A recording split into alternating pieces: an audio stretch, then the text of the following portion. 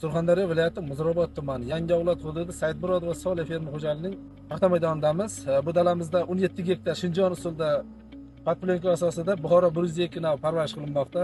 Hurmatli vazirimiz Ibrohim Yo'lchiyevich taklif etgan barcha tavsiyalarga asosan ishlar olib borilmoqda. Aspirin, immunitetni ko'taruvchi, misol uchun usulni boshqaruvchi preparatlardan sajen, entajenlar o'z vaqtida qo'llanilmoqda. Qolaversa, barcha mikroelementlarga boy preparatlar qo'llanilib, o'z vaqtida o'suvni barqarorlikda ushlab turish uchun 60 santimetrlik parvarish qilganmiz. O'shalarda natijasidan bittasi mana paxtalarimiz ochilish jarayoni boshlandi.